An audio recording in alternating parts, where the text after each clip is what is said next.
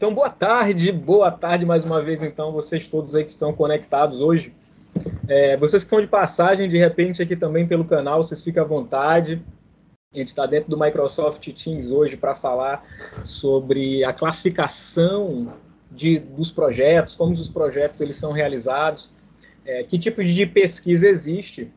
E também o objetivo nosso é a gente sair daqui tendo ciência e consciência do que é metodologia.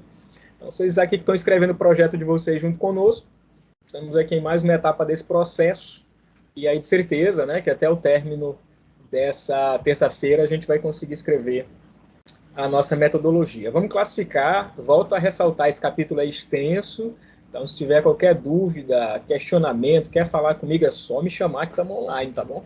Estamos online, estamos novamente aqui na plataforma Microsoft Teams, que maravilha. Vou começar dizendo o seguinte aqui para vocês.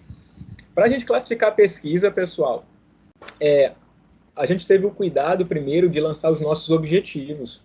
E aquilo ali não foi à toa, começar principalmente pelo objetivo geral. Você agora que já sabe que tema que você quer trabalhar, você tem que saber que objetivo você quer nesse tema, é o objetivo geral. Trabalhamos já as ramificações desses objetivos, que foram os objetivos específicos, e agora está na hora de dar mais um passo. Esse próximo passo diz respeito ao seguinte: a gente precisa, para classificar o nosso tipo de pesquisa, a gente precisa estabelecer e respeitar critérios. Então, nesse âmbito, agora que a gente já tem esse objetivo, a gente pode sinalizar que tem 3 tipos grandes de grupo de pesquisa. Elas estão aí na nossa tela. O primeiro que eu posso salientar é a pesquisa chamada exploratória.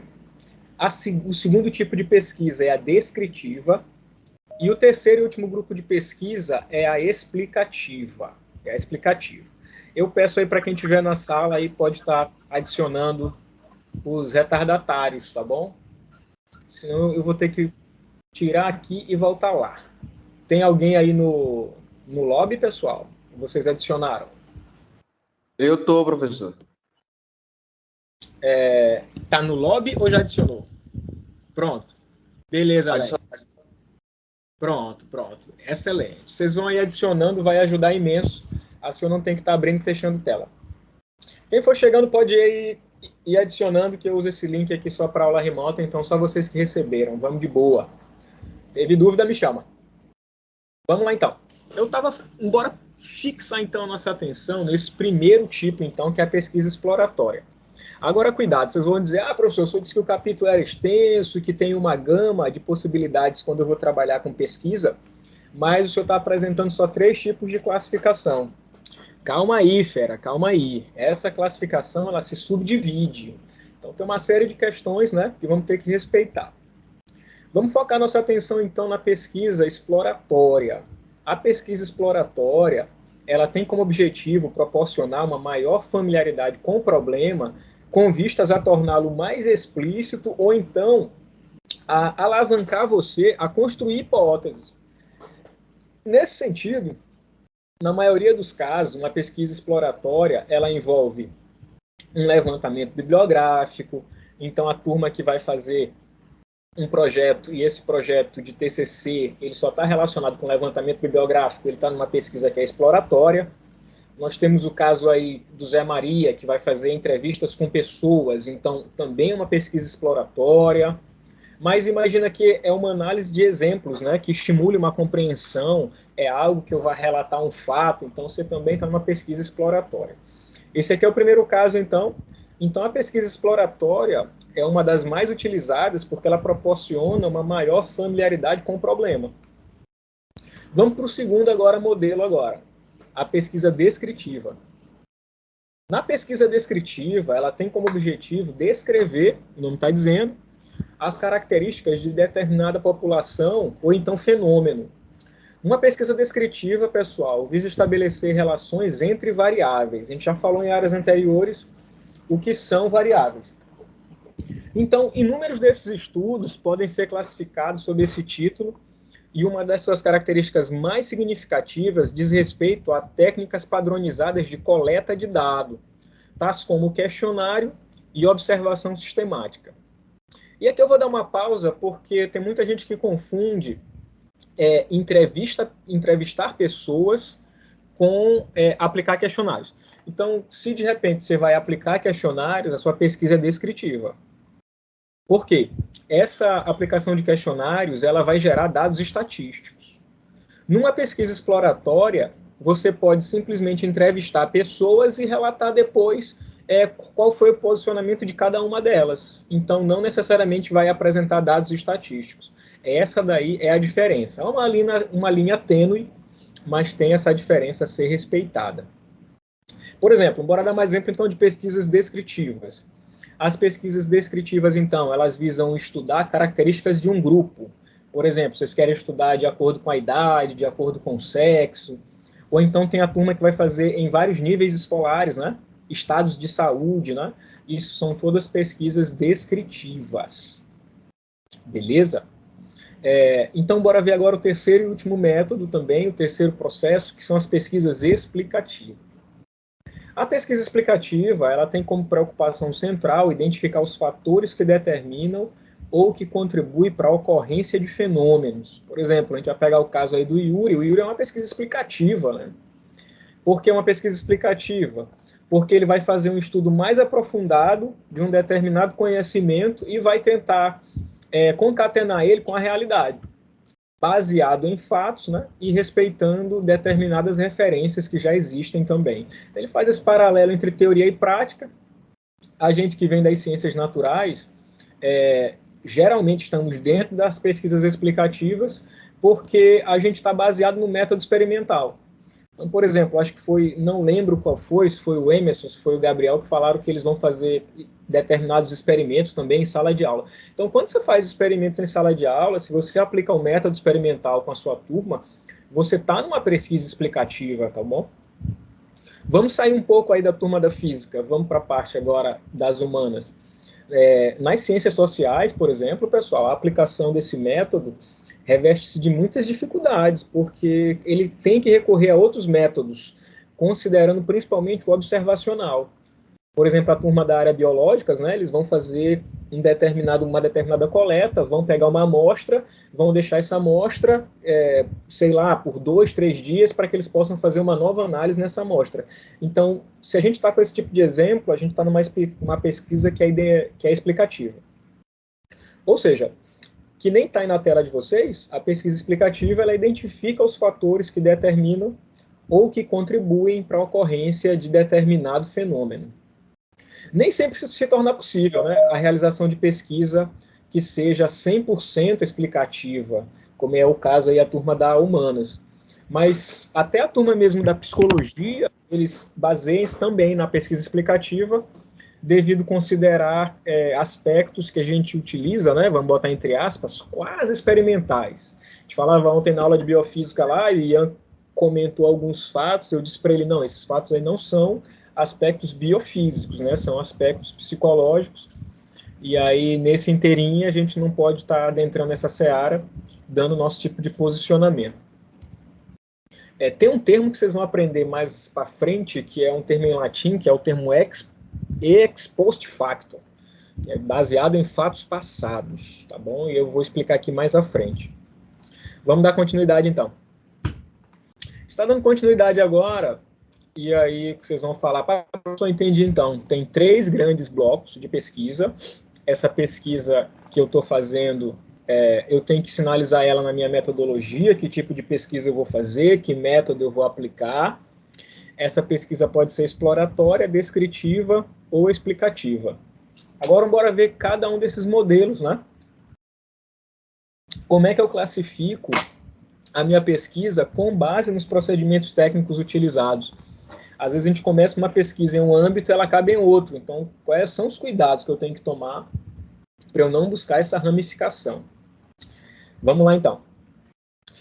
A classificação das pesquisas em exploratória, descritiva e explicativa, pessoal, ela estabelece um marco teórico, então ela possibilita uma aproximação que seja puramente conceitual. Apesar da gente estar trabalhando com dados que são empíricos, a gente confronta essa visão teórica com dados da realidade, né? Tentando trazer para a realidade e mostrando como aquele aspecto conceitual pode ser aplicado e baseado nos dias atuais. Se vocês forem pegar, não tem tradução, né? Mas se a gente fosse pegar pelo inglês, seria a estrutura de design. O que seria, então, design? Design é um desenho, é um delineamento. A gente delineia determinada ação, a gente faz um design dessa ação. Os termos mais utilizados agora, vocês vão falar, professor, eu nunca usei a palavra design, você já usou e não sabia.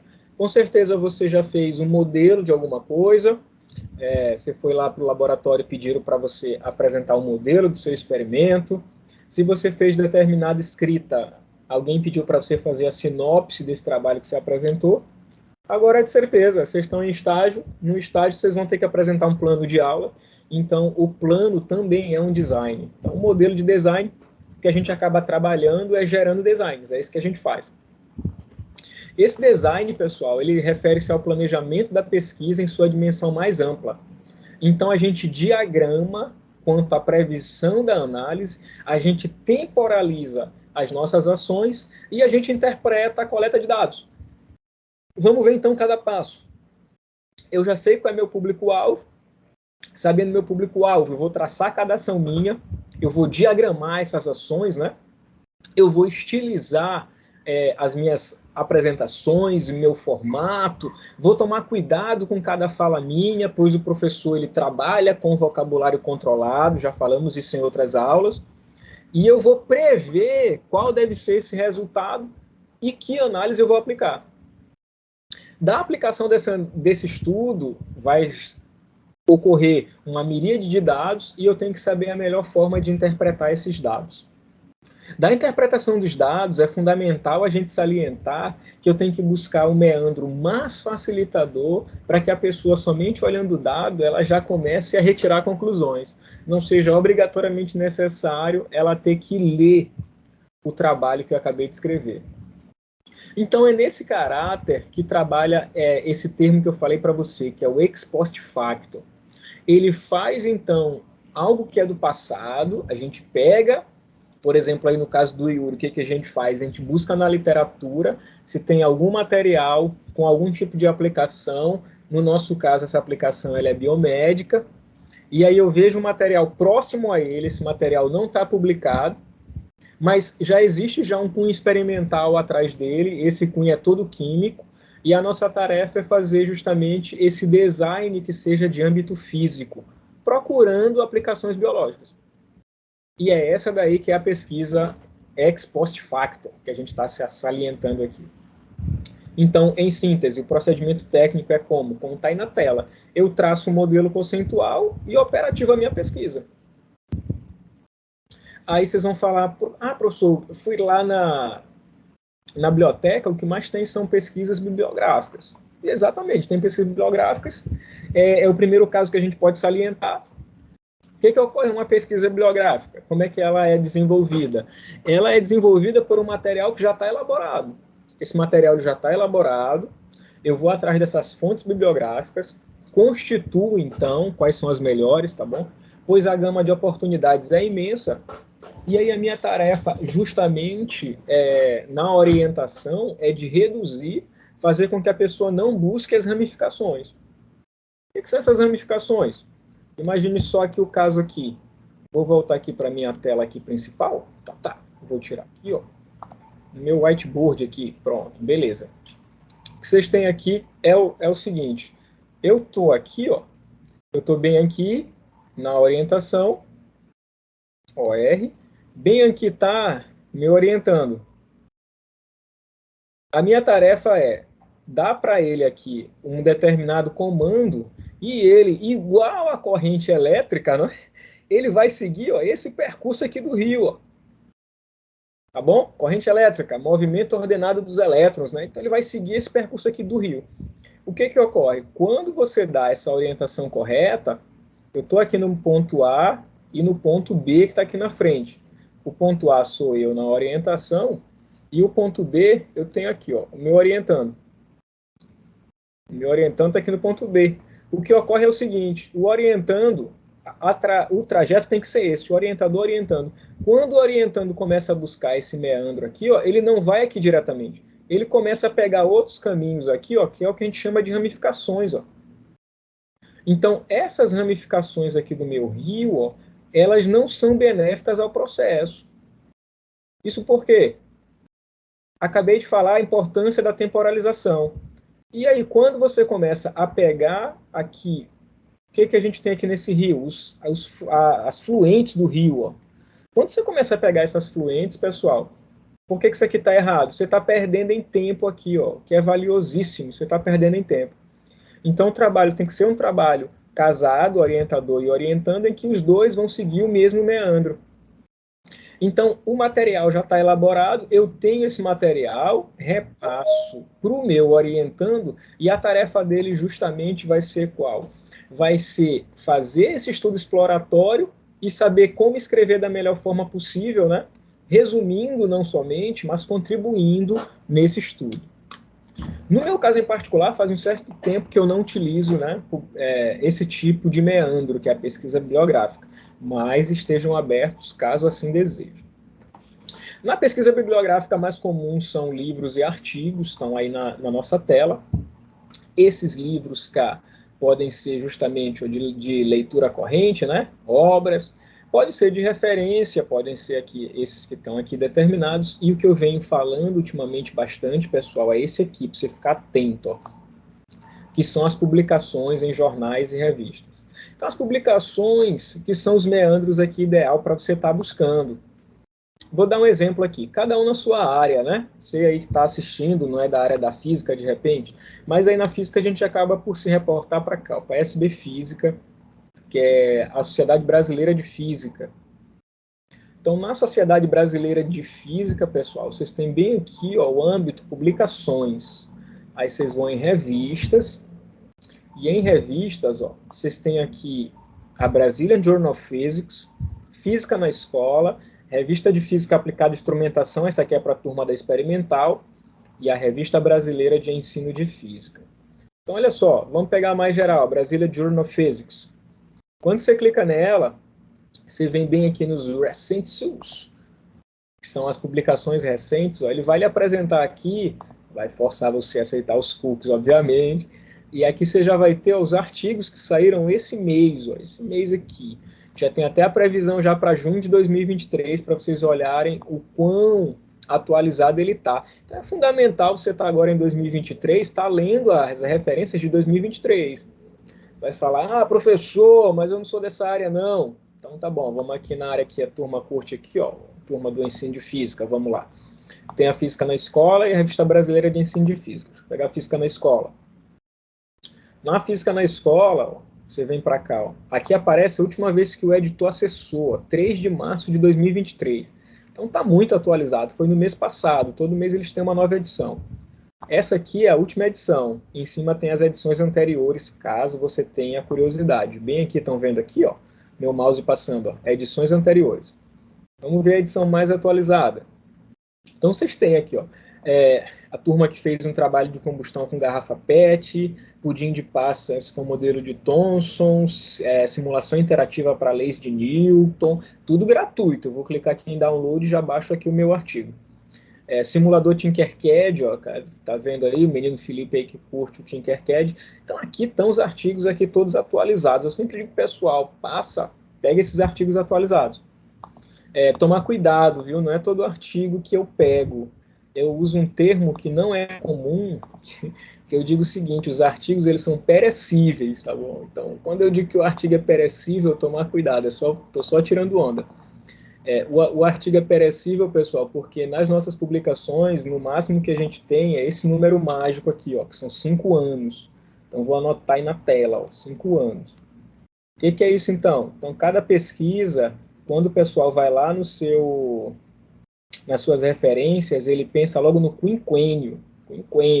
Então, a gente está em 2023, ó, aí você subtrai aqui de 5, ó, tá vendo? Você está aqui em 2018. Então, os artigos bons. Eu fui lá atrás no seu material e vi que suas referências é de 2018 até 2023. Eu digo logo, ó, tá atualizado, 5 estrelas. Por isso que deve ser 5, né? Ó, a minha estrelinha aqui, ó, 5 estrelas, 5 anos. Então, tomar cuidado com essa questão. Agora, lógico, né? Vale ressaltar que existem as bíblias, como eu gosto de chamar. O menino Emerson curte pra caramba. e aí, por exemplo, você vai trabalhar com física de estado sólido. A Bíblia, aí na graduação, é o QTEL, então é estranho se você passar o trabalho inteiro do aluno e não ver lá o QTEL. Eu trabalho com mecânica estatística, aí você vai buscar referência e ele não pegou o livro do Reif, então é estranho também. Eu sou da área de mecânica clássica, aí você vai na referência, não tem lá o Merion GRB, o Marion, como que... A turma da mecânica quântica, não tem o Griffiths. Isso tudo eu estou falando só graduação. E também para a turma da área de física, mas fica o exemplo para você que está em outra área e está passando agora, viu a gravação e está passando agora, tá bom? Fica à vontade aí, para depois você mandar lá para a gente as suas informações. Se tiver dúvida, é só mandar também. Eu vou dar só... vamos lá. Vou aqui no meu Teams, faz tempo que eu não passo lá. Pessoal, por enquanto, dúvidas? Pode falar, Gabriel. E se, um exemplo hipotético, eu estiver fazendo uma pesquisa em uma área bem específica e simplesmente não encontro artigos de menos de 5 anos? Pode acontecer isso, por exemplo? Pode acontecer. 2 casos. Boa, Gabriel. 2 casos que a gente pode aqui salientar, pessoal. O primeiro caso é você estar fazendo um trabalho em que você buscou a referência e não tem referência nenhuma. É o caso aí do Yuri aí, ele sofre para cá. Pô, professor, não tem referência, não tem em português. Ele disse, é bom, é muito bom quando você for e não tem referência, porque o material é muito novo, então ele está pouco estudado. Isso, então, não ter referência é muito bom. Agora, tomar o cuidado quando, no caso aí que o Gabriel está levantando, era um assunto que vinha sendo publicado e parou de publicar, pessoal. Então, eu não aconselho você a dar andamento.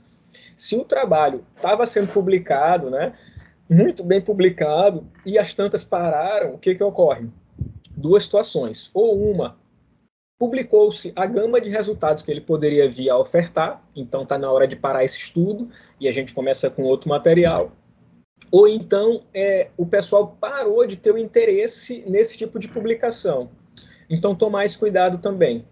Tem aqui, ó, nessa linha aí que o Gabriel está falando, ó, aonde é que eu procuro isso? Eu vou lá no que a gente chama de Web of Science. Vou botar aqui, ISIS Web of Science. Tudo aí também, vocês depois vão poder dar uma buscada, dar uma colecionada. Então, aqui na Web of Science, vocês têm tudo de âmbito científico, que é top de linha, os pesquisadores, quem é que estão falando. Eu não vou aqui entrar, porque a gente está gravando, para eu não ter que parar a gravação para poder colocar aqui a minha senha, porque eu compartilhei a tela, não compartilhei a janela. Mas o registro é gratuito e vocês vão poder estar colocando aqui, ó. Tá bom? Vai dizer, professor, tá em inglês aí, professor. Já disse para vocês que é importante, tá aí em inglês. Mas pode aqui também só botar ali, traduzir para português, que aí ele aceita aqui para você aqui de boa, tá bom? E aí você vai poder olhar. Então, por exemplo, vamos supor, vou chutar aqui um caso esdrúxulo. Estou estudando aqui um material, e esse material é sobre... Opa, cliquei errado aqui, pessoal, culpa minha, peço desculpa. Estou aqui estudando aqui um material, só um exemplo aqui, esdrúxulo, esse material é o computador, e aí ele vai me falar quais são as últimas publicações que teve. As tantas, acabou a publicação em computador. Então, a conclusão que você tira são 2. Ou ele não tem mais interesse, o que tinha de ser feito nele já foi feito, então não convém dar continuidade nesse estudo. A outra já se publicou tudo que ele tinha a oferecer, já foi publicado já. Tá bom? Então, tomar esse cuidado. Beleza? Temos mais dúvidas? Eu posso para frente? Pode para frente. Vamos que vamos, então. Vamos lá, então. Então, já sei quais são as fontes bibliográficas. Vou aqui seguir aqui em frente, ó. Bem aqui eu não sei, a última vez que eu passei aí na biblioteca não tinha mais tanto, né? Que são os impressos diversos, tá bom? Então, o que são esses impressos? São catálogos, são assuntos relacionados. Esse aqui é mais antigo, hoje em dia não se trabalha tanto. Desse slide, pessoal, que eu posso falar aqui para vocês é o seguinte: a gente está cometendo um erro crasso, um erro gigantesco. A gente está muito preso aqui, ó, no livro aqui, tá bom? Então, vamos começar agora nas referências, começar a focar aqui em publicações e periódicos aqui. Você pode estar fazendo o caso que o Gabriel falou aí, você está estudando um material que já não tem mais interesse científico, então você pode estar atrasado aí, pode estar defasado. Então, tomar esse cuidado. Beleza, então. Já falei, então, pesquisa bibliográfica, todo mundo aqui entendeu, posso dar um passo a mais, que é a pesquisa documental. Pesquisa documental. A pesquisa documental, pessoal, e a bibliográfica são confundidas na literatura. Há quem diga que elas são iguais, elas não são. Elas são diferentes a linha tênue, tá bom? Tem vários pontos aí que ficam igualitários, mas elas têm uma leve diferença, é o que eu vou salientar aqui para vocês. A diferença básica entre uma pesquisa bibliográfica e uma documental diz respeito a natureza de cada fonte. Tá bom? A pesquisa bibliográfica, ela utiliza fundamentalmente contribuição de autores sobre determinado assunto. A pesquisa documental, ela vale-se de materiais que não receberam ainda um tratamento analítico, ou que ainda podem ser reelaborados de acordo com os objetivos da pesquisa. Vou dar um exemplo aqui, ó. Sempre que vocês quiserem saber quem é determinada pessoa, vocês acessam o Lattes dela. Então, eu botei aqui Lattes, cnpq.br, eu vou em buscar currículo. Eu vou botar aqui meu exemplo. Vou botar aqui meu nome, quem é? Imagina, o Elbert Santos Ferreira, quem é esse gajo? Ei, pá, aí você vai lá no Lattes dele. Não vai na rede social dele, pessoal. Vocês vão encontrar ele lá suado, de chinelo, sentado no chão. Você vai no Lattes dele. O Lattes é que é a nossa rede social. Dá uma olhada aqui. Bora ver o que será que ele está publicando. Aí você vem aqui para baixo. Vem aqui, tem uns projetos, né? Finalizou e tal. Você vem aqui em artigos. Tem uns prêmios e títulos, né? Acho que é interessante também. Dá uma olhadinha depois. Mas você vem aqui, ó, publicação. Aí você tem que ver. Acabei de falar ainda agora sobre o número mágico. Ó, o número mágico. 5 anos, ó, 5 anos, 5 estrelas. Então, vocês têm que ver, só vale a sua vida de 2018 para cá, cientificamente. Bota aspas nisso aí, pessoal, tá bom? Quem está assistindo agora só da metade para o final não vai entender o que a gente já falou. Então, por exemplo, os artigos que você tem aqui na vida inteira, pessoal, já não valem mais. A nível de análise, o que vale é a partir de 2018, então é daqui para cima. Bora ver esse ano aqui, 2023. Ó. Então, em 2023, o que já tem de publicação? Mega Acústica, uma ferramenta educacional para o ensino de ciências. Aí vem aqui também o Qualis, ó. Qualis A4, né? Qualis A, B e C. Tem dióxido de titânio para aplicações nanobiotecnológicas, né? É um artigo Qualis B2, beleza. E o que mais tem esse ano? Propriedades hexagonais, propriedades estruturais e eletrônicas do material hidrodopado com európio. É um Qualis B3. Então, isso aqui foi esse ano, em 2023. Então, só pelos artigos da pessoa, você sabe com o que ela trabalha. A aplicação nanobiotecnológica. Então, ele deve estudar ali a turma ali da nanotecnologia ou da turma da biofísica. Esse profissional deve ser disso. Aplicações em ensino de ciências. Então, ele deve trabalhar em ensino de ciências. E bem aqui tem propriedades estruturais e eletrônicas. Ele deve trabalhar com DFT.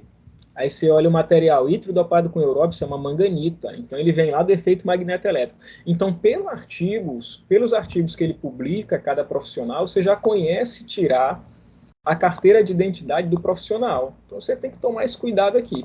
Então, essa aqui é a minha pesquisa aqui, que está sendo, ó, esse paralelo entre pesquisa bibliográfica e documental. O que o pesquisador visa também é válido. Nesse âmbito, as fontes documentais, então, elas seguem os mesmos passos da pesquisa bibliográfica, mas tem outra diferença.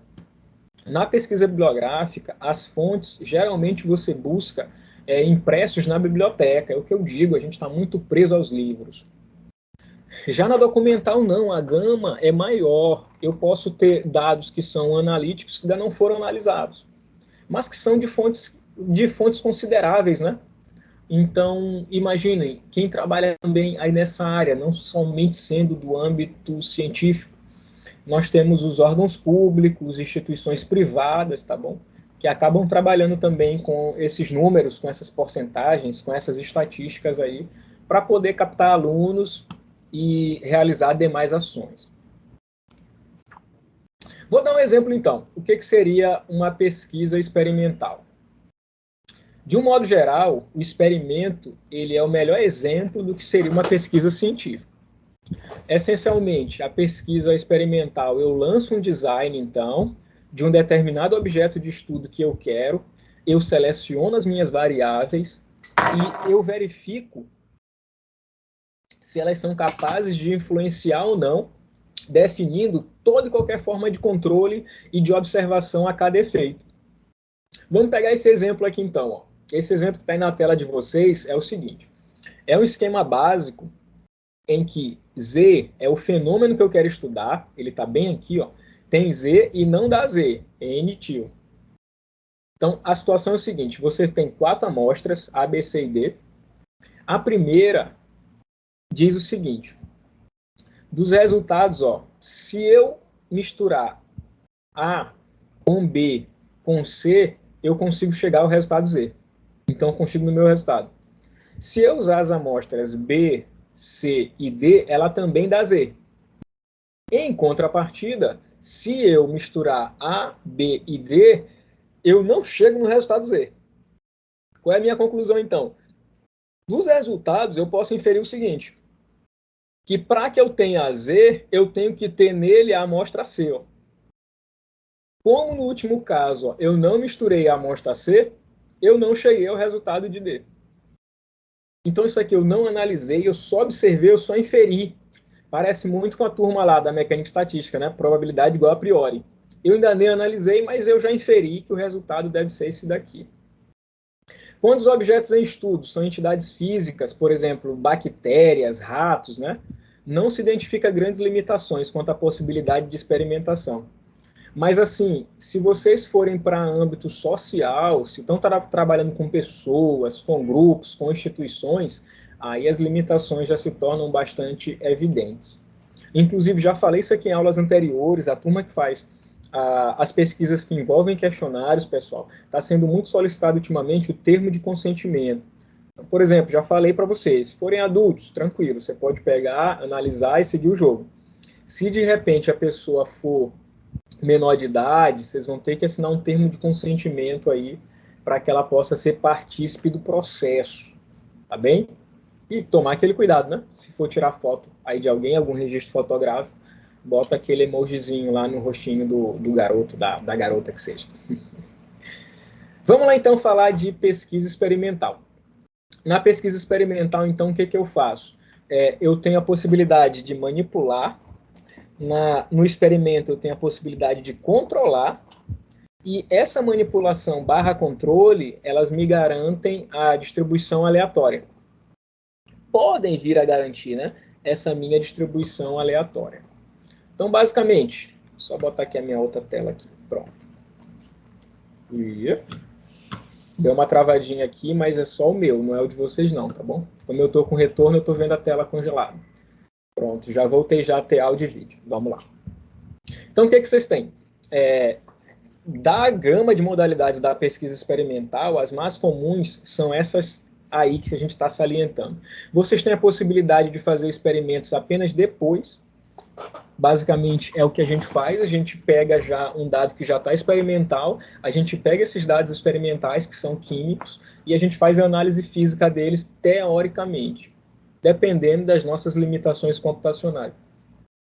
Então, a gente constitui 2 grupos, um grupo é experimental e o outro grupo é o grupo de controle. Esse grupo de controle, pessoal, é a nossa referência, e o grupo experimental é aquele que a gente visa analisar. Tem um outro caso de experimento, que é o experimento que a gente chama antes, depois, com um único grupo. Esse daí é mais fácil, né? É fazer uma análise desse gênero. A gente tem um grupo, esse grupo é menor, e aí ele é previamente definido, e a gente supõe o interesse em verificar a influência na produtividade de cada um desses grupos, tá bom? Aí pronto, se fosse de repente um exemplo, que é o exemplo se a iluminação influencia na produtividade de um grupo de trabalhadores, aí você tomaria o grupo de trabalhadores que estejam realizando suas tarefas com iluminação fraca e média produtividade. E pegaria o outro grupo, com o mesmo estímulo, você melhora a iluminação. E aí você só ia parametrizar, né, ia comparar um com o outro, se teve ou não melhoria. Quando o grupo é pequeno, dá para a gente fazer esse tipo de estudo. Tem o último também, que é o antes e depois com 2 grupos. Nesse caso, o grupo experimental e o de controle são medidos do início até o fim do experimento. O estímulo ele é traduzido apenas no grupo experimental. O grupo de controle experimental, eles são submetidos e mensurados inicialmente, e a gente observa a influência de cada um a cada estímulo utilizado. Tem agora uns termos aqui que vocês não conhecem. Primeiro, o tipo de pesquisa que é o ex post facto, que eu falava no início, e o de pesquisa de corte. Cuidado, não é erro de digitação não, pessoal. Tá coorte, mas é esse termo mesmo, tá bem? São com 2 Os. Vou falar o primeiro, então. Na pesquisa ex post facto, tem-se um experimento que se realiza depois dos fatos. Então, não se trata necessariamente um experimento, posto que o pesquisador não tem controle das variáveis. Em contrapartida, os procedimentos lógicos de design, né, são semelhantes aos dos experimentos propriamente ditos.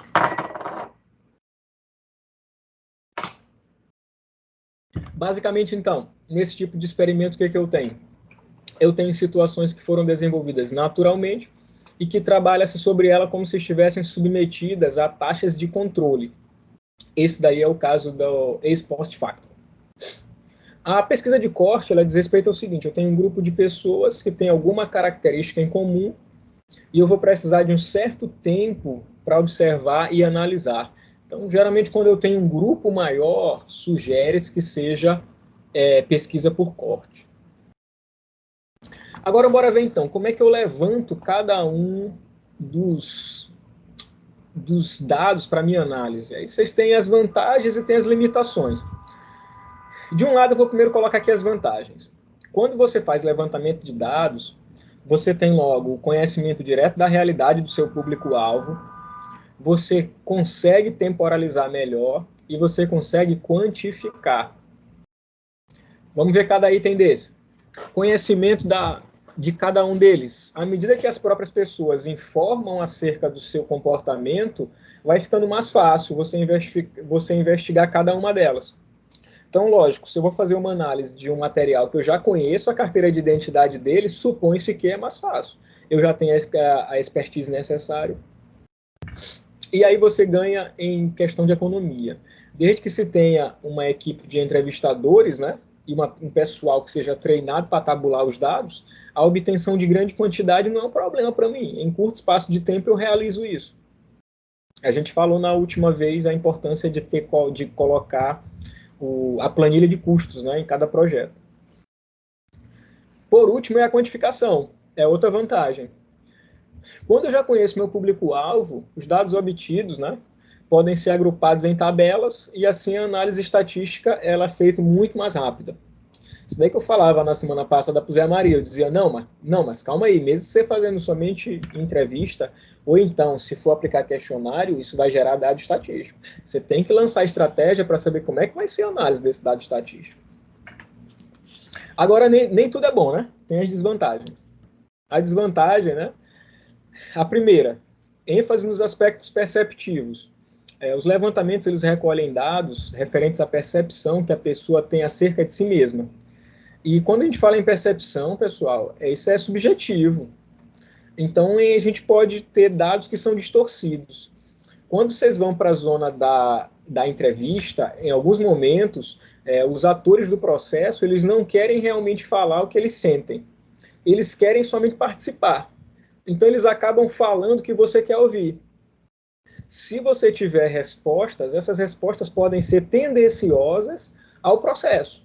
Então, você pode estar com informações dizendo que a sua aplicação está sendo excelente, mas você, sem querer, de forma tendenciosa, encaminhou aquele público que você fez o seu estudo para que ele desse esse tipo de resposta, tá bom?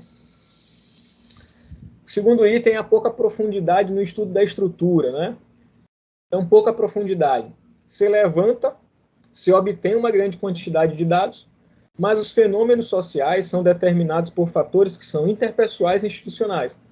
Os levantamentos mostram-se pouco adequados para a investigação profunda dos fenômenos. Por último, a limitação com relação à apreensão do processo de mudança. O que você tem da sua pesquisa são dados estatísticos que podem ou não contribuir nesse processo. Lógico que, no seu objetivo geral, você queria contribuir. Nesse sentido, eu estou dizendo o seguinte: você está criando uma espécie de fotografia de determinado problema, mas se você não indicar quais são as tendências à variação e as possibilidades de mudanças estruturais, de nada adiantou. Em síntese, o que eu falo? Criticar, qualquer um critica. dar solução, poucos apresentam para dar solução. Então, se você lançou um problema, que é o que você tem que fazer no seu objetivo, você tem até as conclusões para alcançar esse objetivo. Então, o que você vai ter que fazer é se focar nas soluções e não nos problemas. O problema ele já está lançado. E o problema ele é um aspecto que é observacional. Se você ficar preso somente a ele, você só vai ficar problematizando e problematizando e problematizando na sua pesquisa. O resultado, o que você verificou foi interessante. Como é que eu posso resolver ele? Isso é que você tem que pensar. Se você não tem essa resposta, o ideal é você nem sequer levantar esse problema. Porque um problema todo mundo observa. A solução são para poucos. Vamos ver, então, os casos agora, né? Vamos ver aqui o primeiro, que é estudo de campo. A turma aí que é da física está fazendo pouco, tá bom? Está fazendo pouco. Eu tenho algumas propostas voltadas para isso, e aí vale um cuidado aí que eu já vi nas redes sociais, o pessoal que bota pesquisa de campo. A pesquisa de campo, pessoal, é muito voltada para a turma da educação do campo, tá bem? Então, se você for fazer algo relacionado ao campo, é pesquisa de campo. Quando você for dar uma aula fora da sua instituição, então é uma pesquisa campo, tá bom? Então, toma mais cuidado, só tirar, pronto, toma mais cuidado. O que você faz, nessa pesquisa campo, né? Primeiro, o levantamento, quando você faz isso daí, tem um alcance maior, é mais interessante. Quando é a turma que está voltada para o âmbito acadêmico, o que eu digo? A gente está muito preso à sala de aula, então você tem que fazer algo que seja mais extensionista, algo que leve o nome da sua instituição para fora dos portões dela. Então, eu penso que você reservar uma carga horária para fazer os seus alunos, né, em loco, tomarem ações, é muito importante. Eu posso salientar um exemplo que eu ministrava, não sei se alguém foi partícipe, acredito que não. Há uns anos atrás, né, na pandemia, a gente não teve mais essa possibilidade. Há uns anos atrás, a turma que fazia Física 3 comigo, eletricidade, a gente conseguia ter aula campo lá na Eletronorte. Eu levava o pessoal, e aí tinha uns profissionais de lá que explicavam alta tensão, qual era a diferença de tensão para corrente, 110, 220, explicava tudo. Explicava na nossa cidade como é alimentada, então isso daqui é fundamental. Esse pessoal que teve esse contato experimental com profissionais da área tiveram um input maior em relação a outros alunos. Mas, infelizmente, agora a questão da visitação, né, a visita técnica, por enquanto, aí ela está suspensa. Vamos aguardar novas oportunidades. O campo, então, ele tem maior profundidade. Quando eu faço isso aqui, eu estou mais sólido. Por que eu estou mais sólido? Porque eu manipulei, porque eu vi, porque eu participei. Então, tem uma diferença aí para vocês ficarem pensativos, que diz respeito no levantamento, a gente identifica características dos componentes do universo. Já no estudo, a gente pega um grupo em termos de sua estrutura social. Em síntese, eu faço esse levantamento, boto meu grupo lá, passei a teoria para eles e eu boto eles em campo. Assim eles vão poder contribuir mais.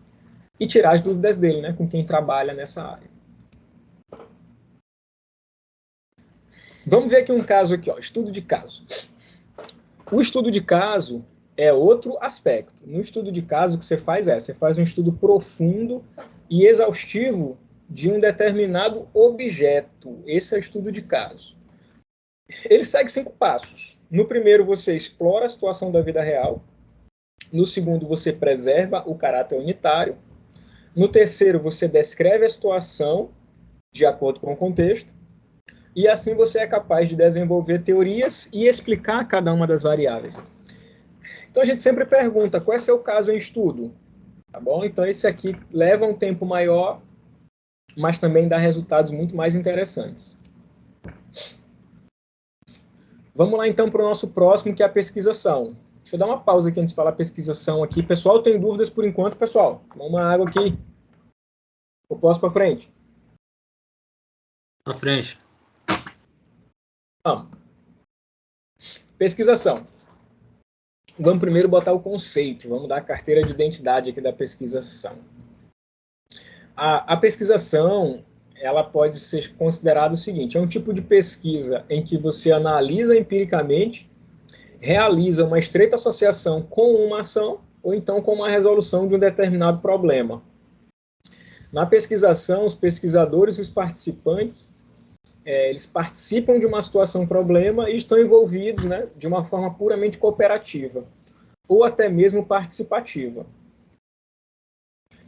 A pesquisação ela exige o envolvimento ativo do pesquisador, e a ação por parte das pessoas ou dos grupos envolvidos tende a ser vista em certos meios como desprovida de objetividade.